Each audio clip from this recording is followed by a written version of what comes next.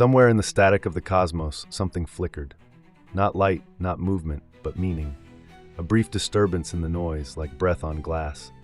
It arrived not with sound, but with rhythm, a whisper across 4.2 light years. At first, it was easy to ignore, the kind of anomaly that dances at the edges of our machines, then fades. But this time, it stayed. A narrow radio signal, pulsing at 982 megahertz, as if some unseen voice had found the only quiet frequency left in the universe. I remember the first time I heard it, not through speakers or headphones, but through the silence that followed. That ancient, soft silence you only get in the presence of something vast and possibly watching. I imagined the girl standing in the observatory, backlit by cold blue monitors, her breath visible in the air, her gaze fixed on nothing and everything. She didn't speak, but I felt her thinking, that quiet, trembling kind of thought that happens when you realize the universe might be trying to speak back. The red light blinked again, not urgent, just steady, like a heartbeat from something not human. For centuries we've looked out, expecting the call to come with spectacle, glowing ships, cracked skies, arrival. But what if it came like this? No arrival, no face, just a pulse, persistent and impossibly far. What if we'd already met them and didn't know how to listen? I tried to imagine the place where the signal was born, not as numbers or coordinates, but as landscape. A world orbiting a red star, Proxima Centauri, our closest stellar neighbor, burning colder and smaller than our sun, but no less alive. Its light is not golden, but blood orange, casting long bruised shadows across a planet we named Proxima b. A planet locked in eternal tension, one side scorched in perpetual day, the other frozen beneath a night that never ends. And in between, a narrow belt of dusk where twilight lives forever. That's where I placed her, the girl, walking barefoot on warm, iron-rich soil, her silhouette drawn in soft contrast against the low red sky. Wind lifts her hair, but the air is thin. Still, she breathes. Proxima b orbits so close to its star that its year lasts just 11 days. It receives nearly the same energy as Earth, but in different wavelengths. Radiation pours down like invisible rain. Without a thick atmosphere, it would sear skin, fracture DNA. But what if evolution there never had our luxuries? What if intelligence arose not in comfort, but in the crucible of constant threat?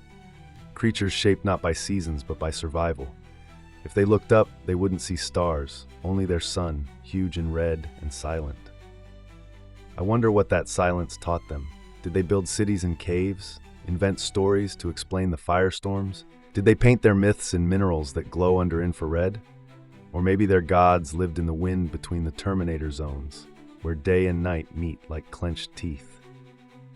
We speak of habitable zones, as if life is picky. But life is stubborn. It roots itself into rock. It drinks poison. It waits. And if someone had survived there, truly survived, their gaze would be ancient, heavy with choices we've never had to make. What would it mean for us to face that gaze? There's a line on Proxima b where light and darkness never move. A place where the planets spin and orbit are so perfectly synchronized that one face forever burns and the other never wakes. Tidal locking, we call it. But it sounds like prophecy. And somewhere along that jagged line, the twilight zone, the terminator, is the only place where life, as we imagine it, could cling to existence. I close my eyes and I see it. A ridge of obsidian mountains, glowing faintly under an amber sky, with rivers of vapor hissing between them like veins under translucent skin. Winds howl sideways there, endlessly. Time doesn't pass in hours, but in temperature shifts. You don't live by clocks, you live by pressure. She's there again, the girl, kneeling beside a thermal vent, steam rising around her like prayer smoke. One hand brushes the ground, warm on one side, cold on the other. Her face isn't afraid. It's listening, as if the soil still holds memory, as if it speaks in pulses. Around her, structures bloom from the stone like half-forgotten architecture.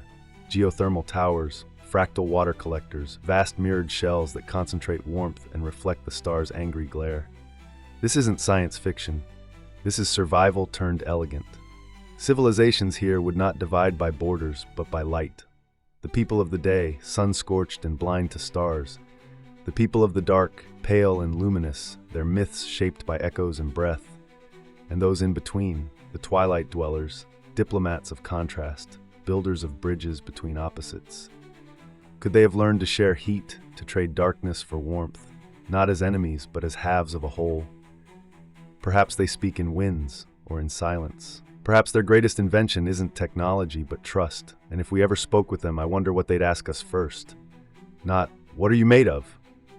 or "What do you want?" but something simpler, something that cuts deeper. Like, how did you learn to live with your own extremes? Or maybe, do you still fear your shadows? Sometimes I wonder if we've misunderstood what it means to be watched, not by cameras or eyes or gods, but by something vast and ancient, staring not with intention, but with presence. There's a silence in deep space that feels aware, not hostile, not kind, just attentive. That signal, that narrow pulse from Proxima Centauri, didn't carry a voice, but it made us feel seen. And maybe that's more intimate than language. I imagine her again, the girl, alone on a ridge beneath the planet's red sun, her face half in shadow, half in rust-colored glow. She's looking up, not in hope, not in fear, but with the stillness of someone who knows she's being seen. Around her, the rocks hum faintly, vibrating with frequencies too low for ears. A grove of crystalline structures leans slightly toward the sky, like sunflowers reaching for signals. She kneels among them, eyes closed, palms open, waiting not for answers but for contact. And what would those eyes be, really? Not eyes like ours, not lenses or retinas, but instruments, or consciousness distributed through systems we can't name. A civilization that doesn't build towers but shapes planetary magnetic fields, that doesn't walk but flows, that doesn't speak but synchronizes. Would we even recognize intelligence if it didn't mirror us? What if their thoughts bloom like coral, slowly and in color? What if their memories are encoded in ocean currents? What if they don't fear death? Not because they're gods, but because they don't believe in endings. We often say if they're advanced, they'll be peaceful. But that's our projection. What if they don't understand peace the way we do? What if they never had war? Or worse, what if they did, and they remember? Maybe that signal wasn't a greeting. Maybe it was a warning. A message encoded in rhythm. You are not alone, but you are not ready. And what if they're not waiting for us to speak? What if they're waiting for us to listen? There's something poetic about the way light moves, not instantly, but with longing. Even at its fastest, it takes time. From Proxima Centauri, every beam of light, every silent message carved into radio waves takes 4.2 years to arrive. We are never speaking in real time. We are always writing to ghosts or to futures we may never meet. And yet we keep sending signals. We keep building machines that whisper into the void, as if hope itself were woven into the fabric of transmission. I picture her now inside a listening station, far from city lights, surrounded by humming consoles and blinking instruments. Dust hangs in the beams of warm red light. Her headphones rest beside her, untouched. She's not listening through them anymore.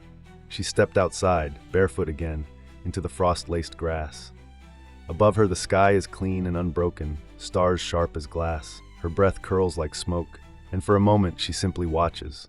No satellites, no movement, just the immense waiting stillness of space. And in that stillness, something stirs, not sound but a pressure in the chest, the sense that someone somewhere is also watching, not because they want to conquer or convert, but because they too are alone. We measure space in kilometers, in light years, in velocity. But maybe the truest measurement is emotional, how far a thought can reach before it fades.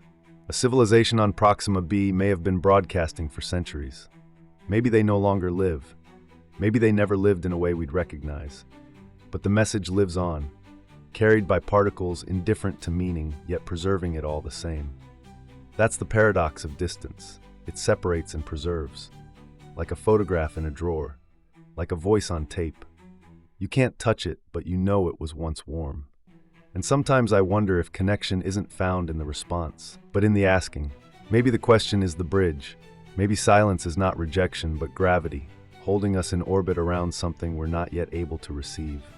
Not yet, but someday. I think about it more often than I'd admit. Not just the signal, or the planet, or the theory, but the door, the arrival, the moment when the boundary breaks and something not us finally crosses over. It wouldn't be like in the stories. No silver saucers, no orchestral tension, no ultimatums in perfect English. It might begin with a ripple in magnetism, a shadow that bends wrong, a satellite going quiet, and then, a shape above the clouds, holding position not by fuel, but by understanding. I see her, the girl, on the rooftop of a city gone still. Sirens have stopped, screens have gone black. She doesn't run, she doesn't film, she just stands barefoot on the gravel, the cold sinking into her bones, her eyes reflecting something enormous that hovers above the skyline like a question no one can phrase. Its surface is dark, yet it glows at the edges, not with light, but with movement, like it's made of memory.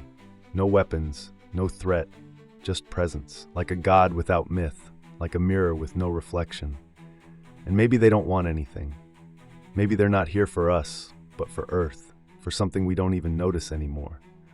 Or maybe they are here for us, but not the us we are now. Maybe they remember us, not from history, but from possibility. A version of us that never built borders, never fractured into tribes, never forgot how to look up and feel small. What would we say? Would we ask for knowledge or forgiveness? Would we beg to join something larger or insist on standing alone? Would we understand that meeting them is not the end of the story, but the end of the story we knew? We may never get to Proxima B, not with engines, not with time, but that doesn't mean the path isn't there. And if they ever arrive, if they ever step through the silence and reach for us, it won't be just a scientific event. It'll be a mirror held to our face, and what we see in it. That might change everything. So I ask again, not as a scientist, but as a person, what if we're not alone? What if we never were? What if they're already on their way?